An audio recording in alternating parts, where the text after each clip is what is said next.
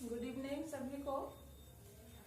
जैसा कि आप जानते हैं पिछले वीडियो में हमने पढ़े थे सीखने के नियम, और आज हम इस वीडियो में पढ़ेंगे बहुत ही इम्पोर्टेंट टॉपिक जो कि आपका सभी में ही प्रश्न से रिलेटेड पूछे जाते हैं, चाहे वो आपका टेट हो, चाहे आपका सुपर टेट हो, रीट हो, सी टेट हो, कोई भी टेस्ट हो, वहां पर प्रश्न इससे पूछे ही जाते हैं। तो वो टॉपिक है आपका सूक्ष्म शिक्षण।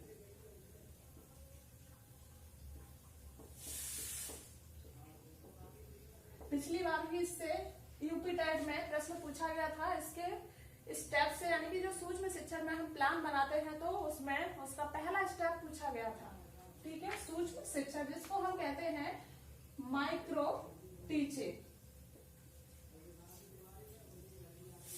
प्रश्न पूछा जाता है कि सूक्ष्म शिक्षण का विकास किसने किया था, किस विश्वविद्यालय में हुआ था और किस सन में हुआ था। तो इसका जो विकास है वो हुआ था आपका 1961 में स्टैनफोर्ड विश्वविद्यालय।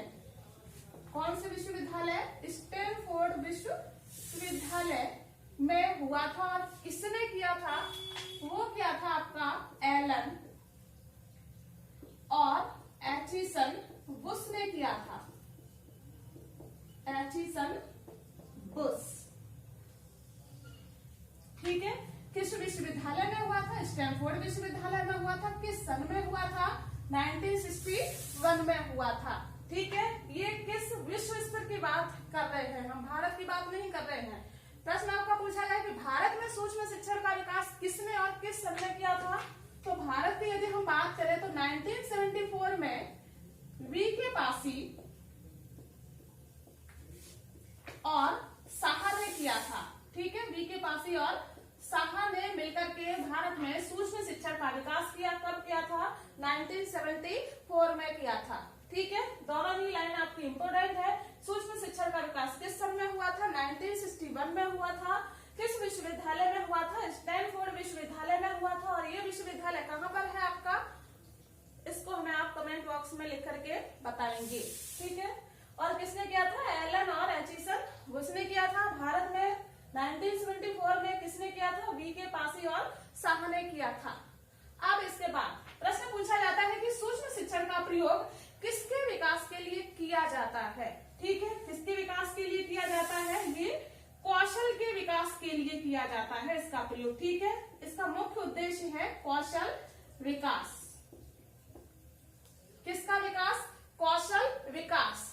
और आप ये भी यहाँ याद रखेंगे कि सूक्ष्म शिक्षण का जब अभ्यास कराया जाता है तो एक समय में एक ही कौशल का अभ्यास कराया जाता है। ठीक है, एक समय में एक ही कौशल। कौशल हमारे कई सारे होते हैं, जैसे कि हम लिख रहे हैं तो ये हमारा लेखन कौशल हो गया। हम आपसे प्रश्न पूछ रहे हैं तो प्रश्न कौशल हो गया। हम एक स्थान से दूसरे स्थान पर परिवर्तित हो रहे हैं तो ये हमारा उद्दीपन परिवर्तन कौशल हो गया।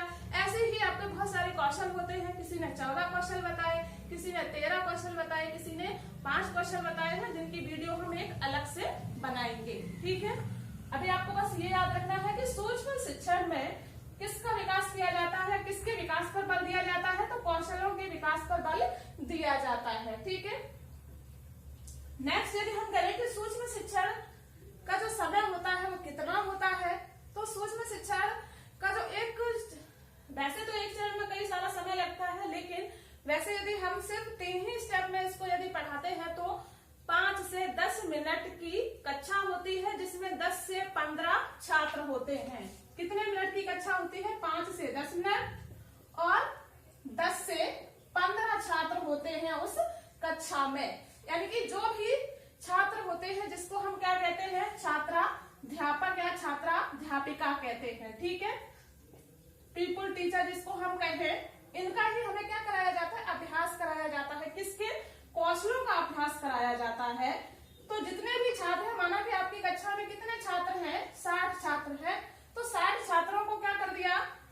ग्रुप में विभाजित कर दिया। एक ग्रुप में 15 छात्रों को बांट दिया, या फिर 10 छात्र भी आपके हो सकते हैं। ठीक है, तो इस तरह से 3-4 ग्रुप बांट दिए जाते हैं, और जिसमें छात्रों की संख्या कितनी होती है? 10, मैक्सिमम 15। ये आप याद रखेंगे कि सूक्ष्म शिक्षण की जो कक्षा होती है वो कितने उसमें छात्र सम्मिलित होते हैं? 10 से 15 छात्र होते हैं। और इसका जो समय होता है वो 5 से 10 10 मिनट का समय होता है। ठीक है, अब हम इससे बात करते हैं चरण की या प्रक्रिया की, सूक्ष्म शिक्षण की प्रक्रिया, मोस्ट इंपोर्टेंट। तो सूक्ष्म शिक्षण का जो पहला हमारा चरण होता है वो होता है पाठ योजना, लेसन प्लान बनाना। ठीक है, कौन सा चरण होता है? पाठ योजना, यानी कि लेसन प्लान तैयार करना। ये हमारा पहला स्टेप हो गया। जब हम लेसन प्लान यानी कि कोई भी आपको टॉपिक, जो आपके पास विषय होते हैं उनसे रिलेटेड आपको एक टॉपिक लेना होता है। जैसे कि आप साइंस के हैं तो आप क्या पढ़ाना चाहते हैं? गैस पढ़ाना चाहते हैं छात्रों को। ठीक है, तो आपने क्या किया? गैस से रिलेटेड एक अपना लेसन प्लान तैयार किया। फिर आप क्या करते हैं? कक्षा में जाते हैं, छात्रों को पढ़ाते हैं, तो वहां पर जो पढ़ाने की प्रक्रिया है उसको कहा जाता है सूक्ष्म शिक्षण। यानी कि आप अपना सूक्ष्म शिक्षण प्रारंभ करते हैं किसके बाद? लेसन प्लान तैयार करने के बाद। ठीक है, तो सेकेंड स्टेप क्या हो गया आपका? सूक्ष्म शिक्षण यानी कि माइक्रो टीचिंग आपकी प्रारंभ। फिर जब आप प्रारंभ जो लेसन प्लान आपने यहाँ तैयार किया था उसको कक्षा में जब आप पढ़ा देते हैं, फिर आपको क्या दिया जाता है? फीडबैक दिया जाता है। ठीक है, तो आपका थर्ड स्टेप क्या हो गया? जिसको हम कहते हैं प्रतिपुष्टि। ठीक है, क्या कहते हैं? प्रतिपुष्टि, जिसको कहा जाता है फीडबैक। यानी कि आपके शिक्षण में जो भी कमियां रही थी, आपका जो भी जिसके अंदर में आप कार्य कर रहे हैं, शिक्षण कार्य कर रहे थे या प्रैक्टिस कर रहे थे, वो टीचर आके आपकी कक्षा में पीछे बैठ जाएगा और आपका पढ़ाने का जो तरीका है उसको देखता है कि आपका लेख कैसा है, आपकी आवाज कैसी है, कक्षा कैसी अनुशासित थी, या फिर आपने अशुद्धियां कितनी लिखी है, आपने कैसा किया है, रफ किया है, नहीं किया है, आदि सारे कार्यों को क्या करता है? देखता है। और जो भी कमियां होती हैं उसको है क्या देता है? फीडबैक के रूप में आपकी जो लेसन प्लान पुस्तिका होती है उस पर वह लिख देता है। यदि आपकी कमियां एक से अधिक होती हैं, फिर आप क्या करते हैं? फिर से आप लेसन प्लान तैयार करते हैं। ठीक है, यानी कि पुनः पाठ योजना आप उसी टॉपिक की तैयार करेंगे। पुनः पाठ योजना, जिसको हम कहते हैं रीप्लान। ठीक है, ये हमारा कौन सा स्टेप हो गया? फोर्थ स्टेप हो गया। यानी कि फिर से आपने पुनः पाठ तैयार किया। जब पुनः पाठ फिर से तैयार किया तो उसका आप क्या करेंगे? पुनः शिक्षण करेंगे फिर से आप। ठीक है, तो अगला स्टेप हमारा क्या हो गया? पुनः शिक्षण या पुनः सूक्ष्म शिक्षण, ऐसे भी कर सकते हैं। यानी कि री माइक्रो टीचिंग। ठीक है, जब आपने पुनः सूक्ष्म शिक्षण किया, फिर से आपको क्या मिलेगा? फीडबैक मिलेगा कि इस बार आपने जो शिक्षण किया है, दोबारा से जो आपने शिक्षण कार्य किया है वो कितना अच्छा है, उसमें तो कोई कमी नहीं आई है, तो जिसको कहा जाता है पुनः प्रतिपुष्टि। ठीक है, क्या कहा जाता है? पुनः प्रतिपुष्टि, यानी कि री फीडबैक। ठीक है, क्या कहा जाता है? री फीडबैक। और ये हमारा स्टेप कौन सा हो गया है? छठवां। इस तरह से एक कौशल की जो प्रोसेस होती है वो निरंतर चलती रहती है। ठीक है, एक कौशल की जो प्रोसेस होती है वो क्या करती है? निरंतर चलती रहती है। तो यहाँ पर हमने बताया कि 5 से 10 मिनट का समय होता है।